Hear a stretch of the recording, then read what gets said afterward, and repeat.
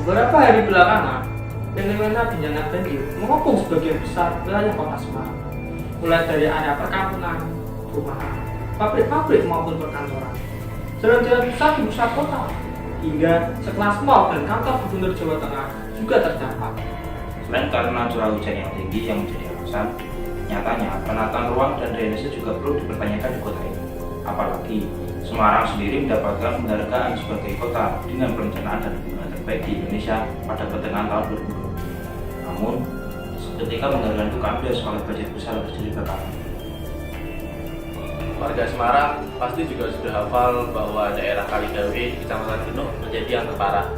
Apalagi letaknya yang berada di pinggiran kota dan sering juga terjadi rob di kawasan ini. Ditambah lagi semrawutnya penataan ruang dan drainase juga menjadi masalah di kawasan tersebut. Menyikapi hal tersebut, dalam video ini kami akan sedikit menganalisis permasalahan dan solusi dari permasalahan banjir di kota Semarang, utamanya di kawasan Kaligawe, Genuk. Banjir di Kaligawe sendiri terjadi karena beberapa faktor.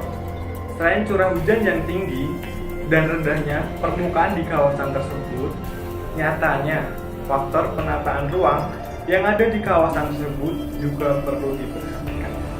Untuk solusi sendiri, telah kami rangkum menjadi dua bagian. Yang pertama, solusi jangka pendek, yaitu pengoptimalan pompa-pompa yang menyedot air saat banjir menjadi salah satunya. Selain itu juga ditambah juga oleh adanya pompa portable juga menjadi kunci keberhasilan dalam proses penanganan air yang membanjiri kawasan tersebut. Dan nantinya air tersebut dapat dialirkan ke daerah aliran sungai atau das. Lalu untuk solusi jangka panjang itu sendiri, dengan dibangunnya tol laut Semarang-Zona sepanjang 27 km yang sekaligus menjadi tanggul laut agar membendung air di daratan dari belakang kampus Unisula hingga daerah Sayung, Kabupaten Tuban, menjadi solusi yang cukup menjanjikan.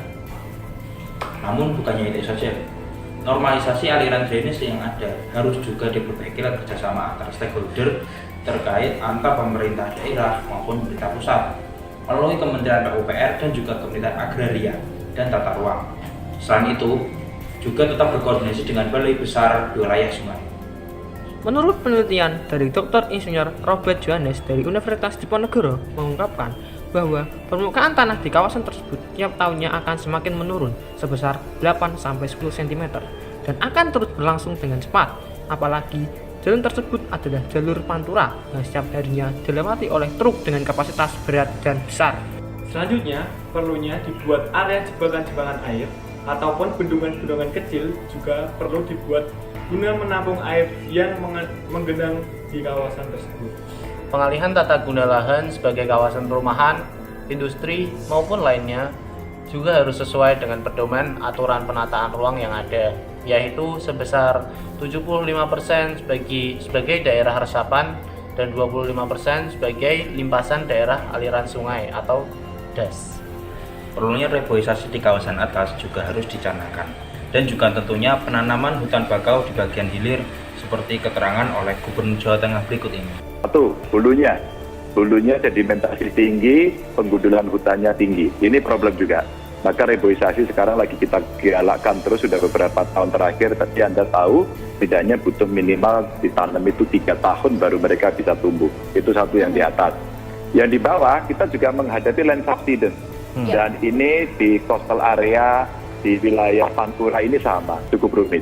Maka tata ruang di sana memang kita akui tidak terkendali dengan baik. Masivitas bangunan di sana juga tidak mudah kita kontrol. Saya menyampaikan, bisa nggak ya tidak ada lagi bangunan di situ. Jangan keluarkan IMB untuk apapun. Yang ada di area ya memang land subsidence-nya tinggi. Dua, akhirnya program besarnya pengendalian banjir, Pak Menteri PUPR dengan BPWS sedang bekerja soal itu. Beberapa folder-folder dibuat, kolam retensi dibuat, dan jauh hari selama ini agak bagus. Memang kali ini nampak-nampaknya betul-betul angkat tangan saja. Kita hari ini tidak sanggup.